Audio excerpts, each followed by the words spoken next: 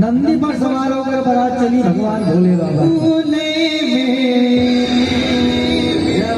मत बोल चोले में अरे हाँ सजी रहे अरे हाँ सजी रहे रे सजी रहे भोले बाबा निराले डोले सजी रहे भोले बाबा निराले डोले दीदाना पकवान चोले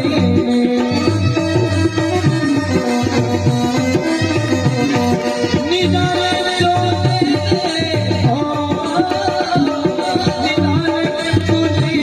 पकवान चोले सजी रहे भोले बाबा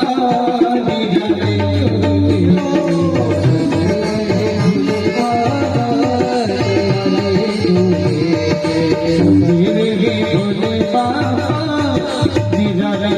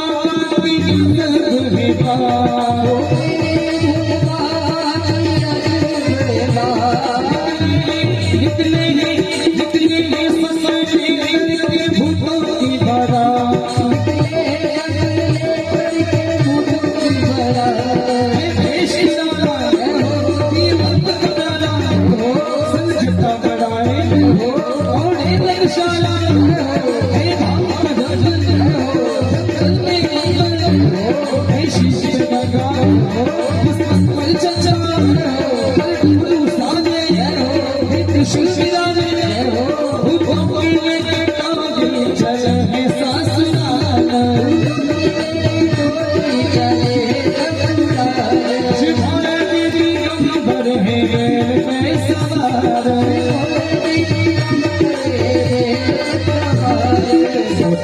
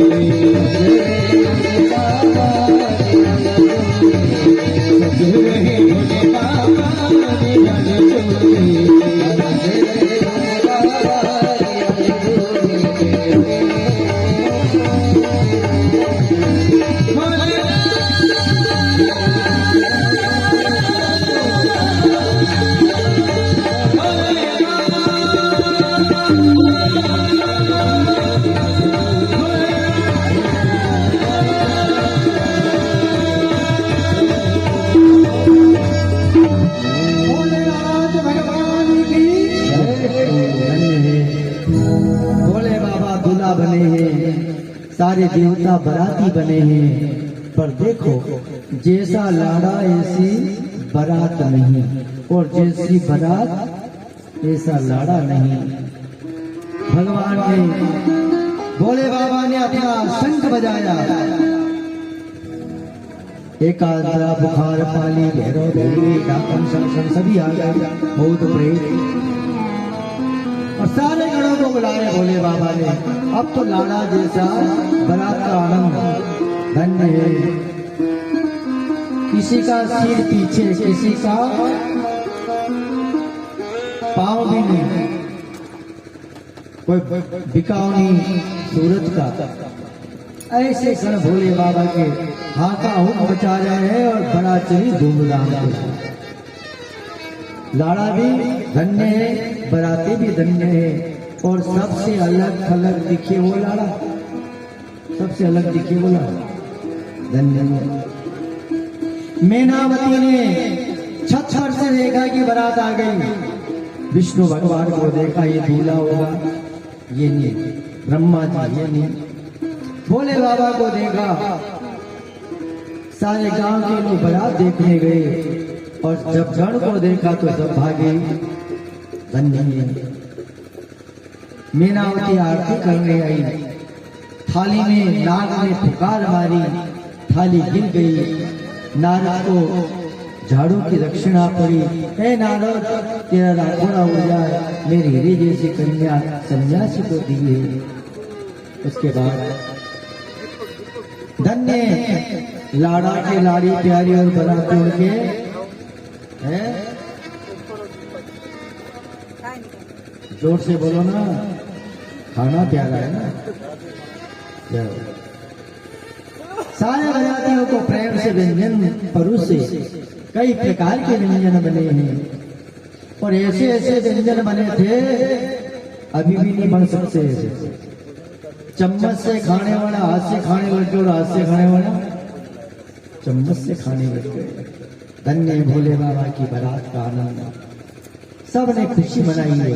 और अब निकली भगवान की वर यात्रा। क्या निकली? जोर से बोलो, क्या निकली? वर यात्रा। यात्रा एक नहीं होती है, जल यात्रा, वर यात्रा, शोभा यात्रा, कावड़ यात्रा, है ना, और तीर्थ यात्रा, और आखिरी में शव यात्रा, राम नाम शव यात्रा। वर यात्रा होती है, और वर यात्रा में भोले बाबा नंदी पर सवार है और चले हैं। धन्य है। देखो, मंडप के निकट बारात पहुंची, और भोले बाबा को रोक दिया, ठहरो। क्यों? सारे पक्षी आ गए, मोर, पपैया, चरक लिया। बोले क्यों? ठहरो ठहरो, ये लाड़ा ब्याह नहीं करेगा। बोले क्यों नहीं करेगा भाई? लगन लिखा गया, नहीं ये ब्याह नहीं हो सकता। बोले क्यों? बोले पार्वती छोटी थी तो रोती थी, इसकी माँ झूला झूलाती और बोलती जाती थी, बेटा मत करो, मोर जैसा लाड़ा लूंगी, बेटा मत करो, पपैया जैसा लाड़ा लूंगी। ये सब आ गया। अरे हमसे संबंध हो गया है और ये झूला कैसे जा करे? नहीं हो सकता। सब पक्षी आ गए। नारद जी को बुलाया, इनको समझाओ। नारद जी ने कहा ये ठहरो, क्या? अरे छोटी थी तो माँ ने कहा था कि पपैया जैसा लाड़ा ला दूंगी, मोर जैसा लाड़ा लाऊंगी। नारद जी ने कहा देखो तुमसे ब्याह नहीं हो सकता, बदले में कोई शर्त बता। आओ।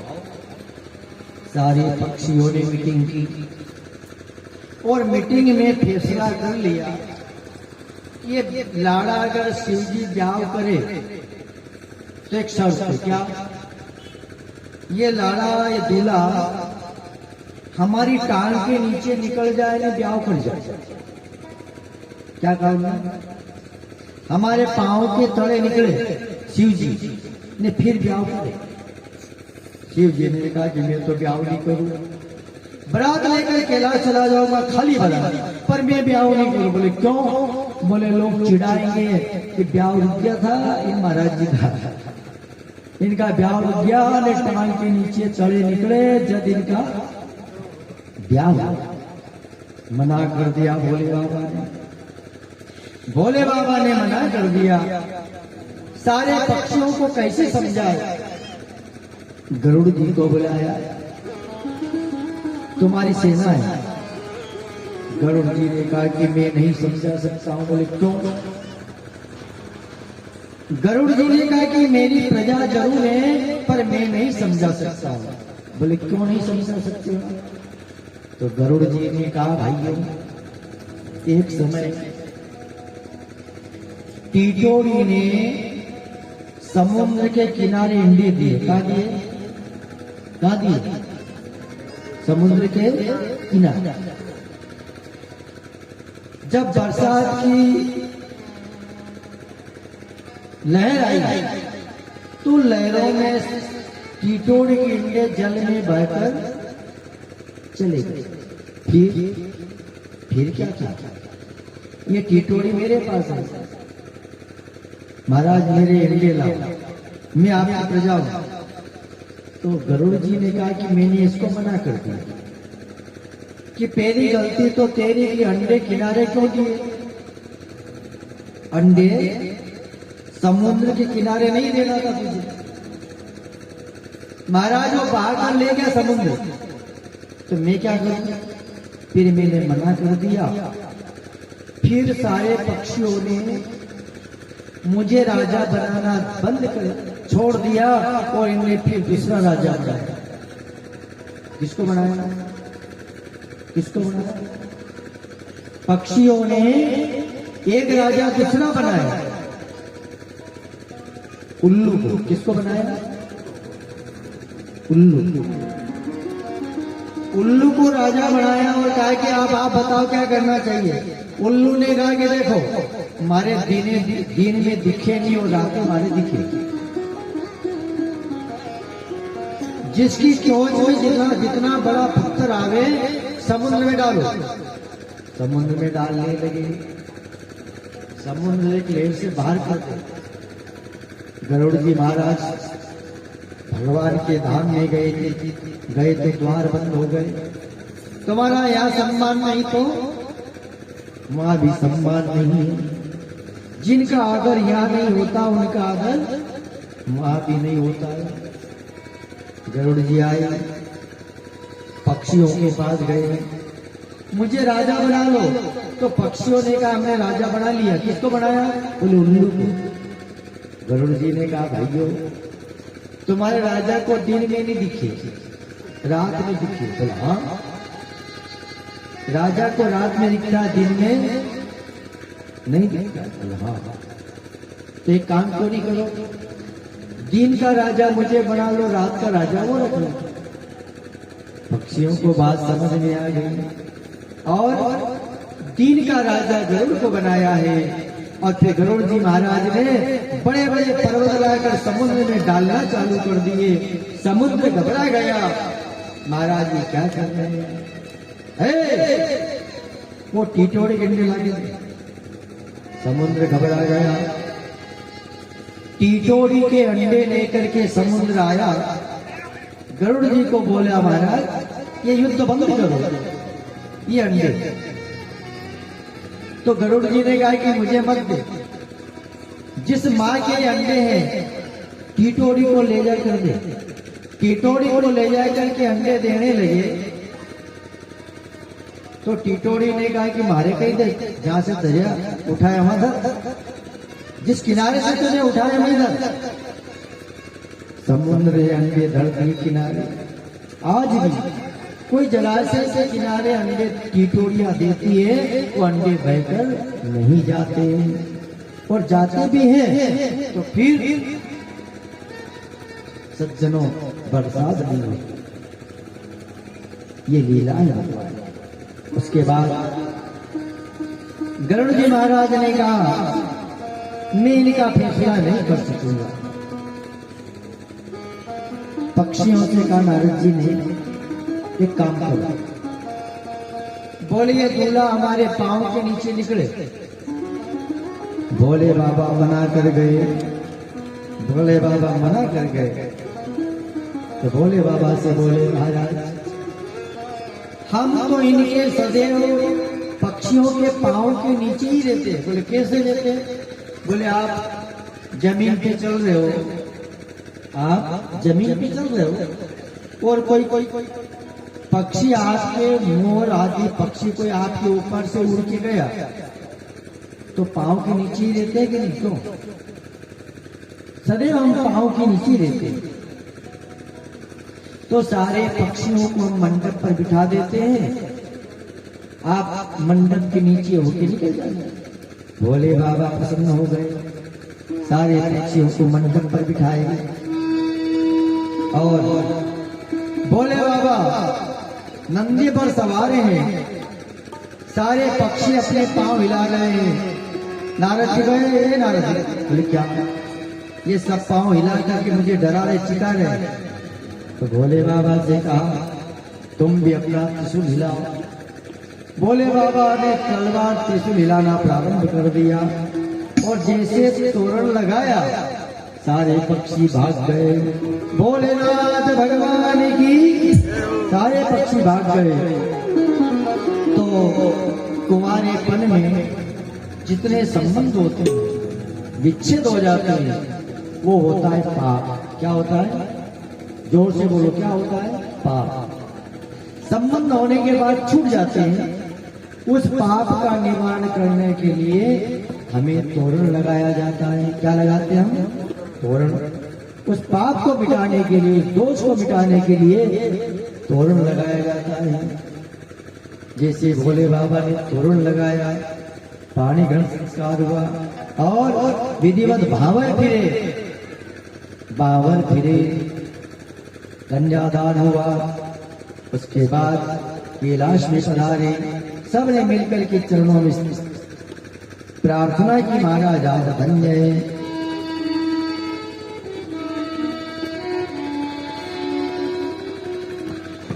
आप धन्य हैं। चरणों में वंदन किया। भोले बाबा तुम्हारी जय जय हो, हे भोलेनाथ तुम्हारी जय जयकार हो, कैलाशपति तुम्हारी जय जयकार। भोले बाबा तुम्हारी जय जय हो, भोले बाबा तुम्हारी जय जय हो, भोले बाबा तुम्हारी जय जय हो, भोले बाबा तुम्हारी जय जय हो, नीलकंठ तुम्हारी जय जय हो, नीलकंठ तुम्हारी जय जय हो, ओंकार तुम्हारी जय जय हो, ओंकार तुम्हारी जय जय हो, भोले बाबा तुम्हारी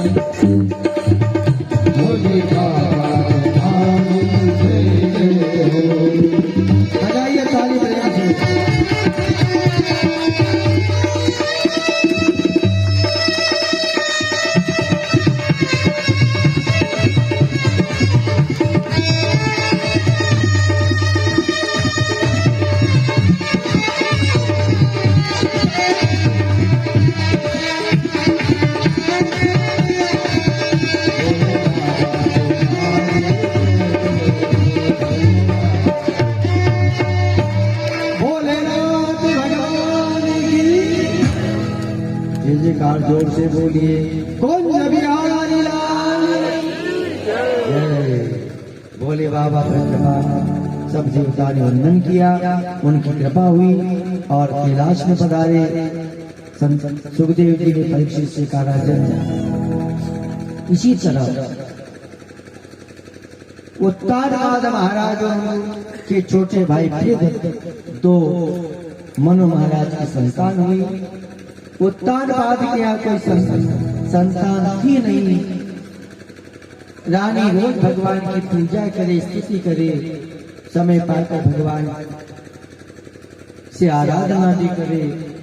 राजा के यहाँ चौथा फन आने लगा। रानी ने इन चरणों में वंदन किया, स्वामी स्वामी क्या आप एक ब्याह और करो, एक विवाह और करो। क्यों? बोली हमारी संतान नहीं, ये राज्य सुना है, घर सुना, आंगन सुना। राजा ने मना कर दिया, मैं दूसरा विवाह नहीं करूं। जिस घर में सोच होती है वह घर खंडेर हो जाता है। लेकिन रानी ने बार बार कामनाएं करी, प्रार्थनाएं करी, महाराज मेरी छोटी बहन जैसा मुझे रखेगी वैसे रहूंगी, पर एक ब्याह करो। राजा ने दूसरा विवाह किया। उस राजा ने फिर दूसरा विवाह किया। दोनों रानियां जिनके नाम सुनीति और सुरुचि, दोनों रानियां महलों में निवास करें। बड़ी रानी रोज प्रार्थना करती है, भगवान की कृपा हुई। ऐसा योग आया कि दोनों रानियां गर्भवती हो गई।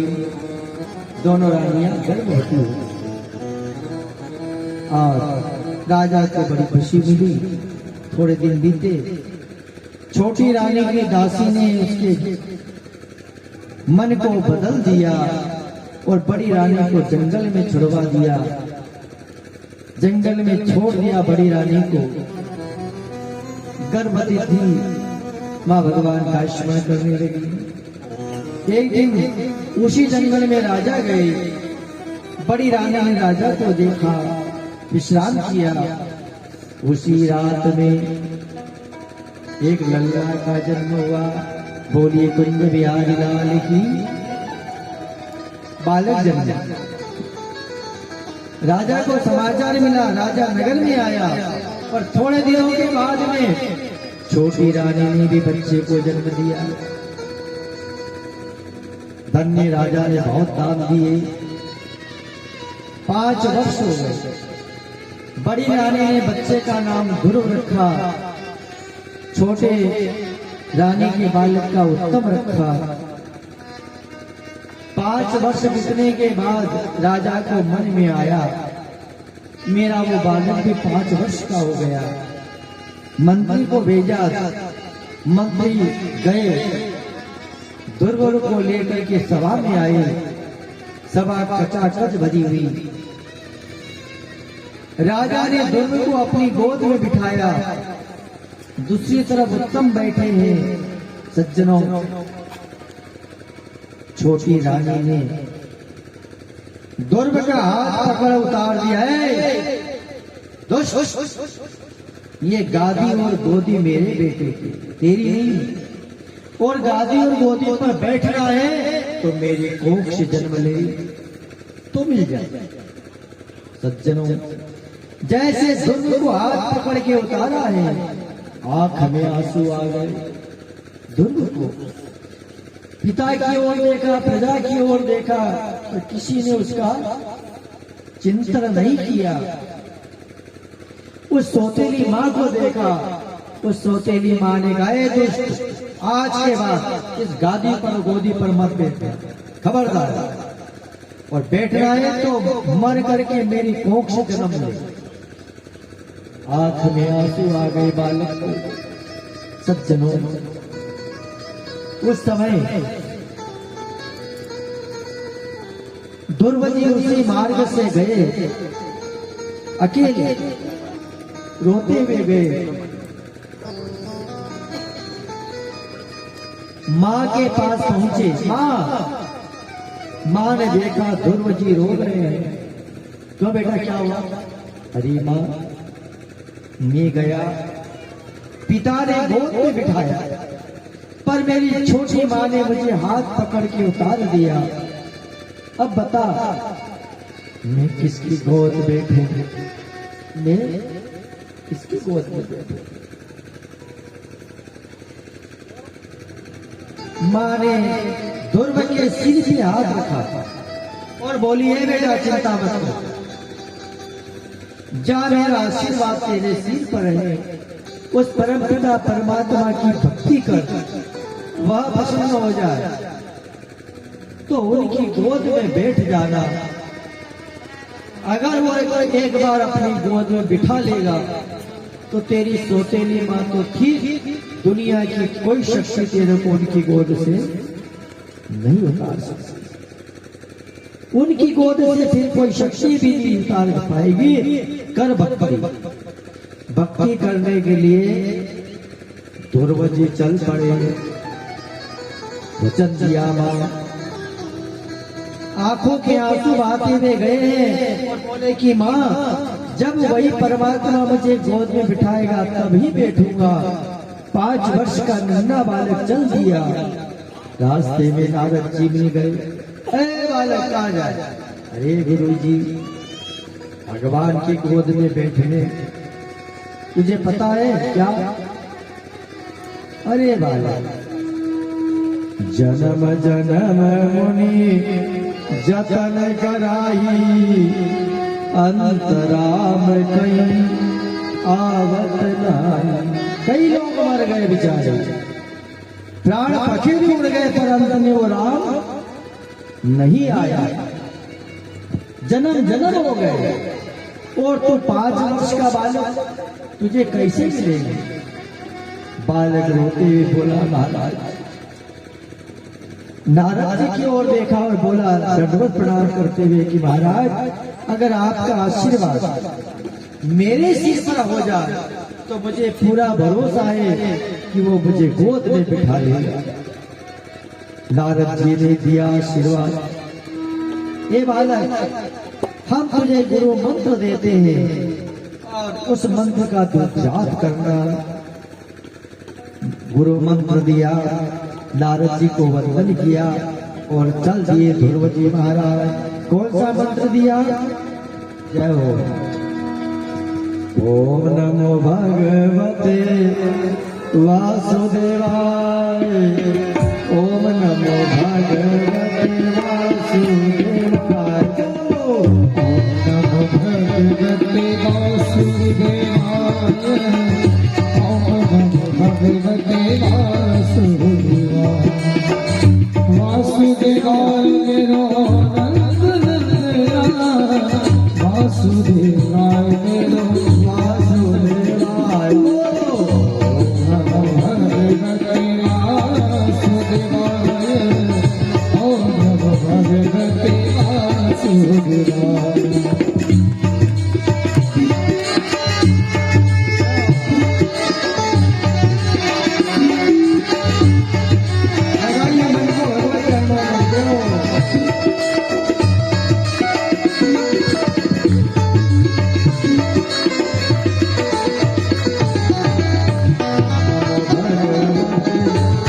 वासुदेवाय।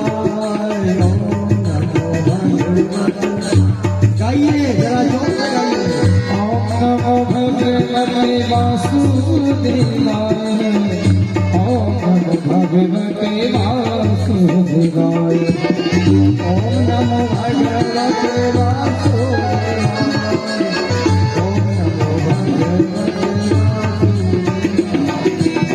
ओम नमो भगवते वासुदेवाय। ओम नमो भगवते वासुदेवाय।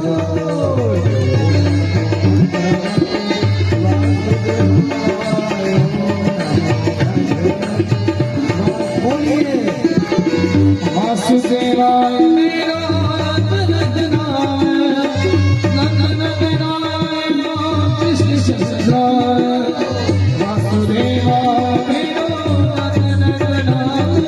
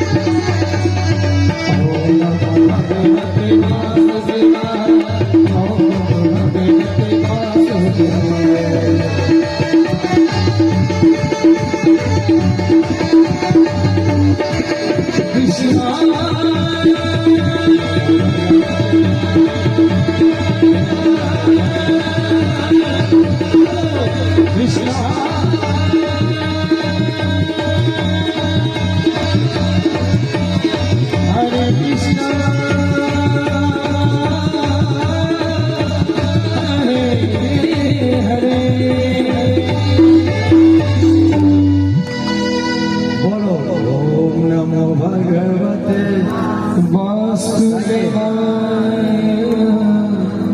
जरा जोर से बोलो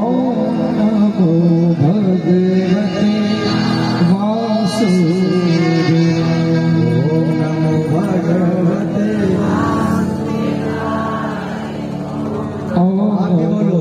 आगे बोलो ओम नमो भगवते वासुदेवाय ओम नमो भगवते ऊंचे जोर से गाइए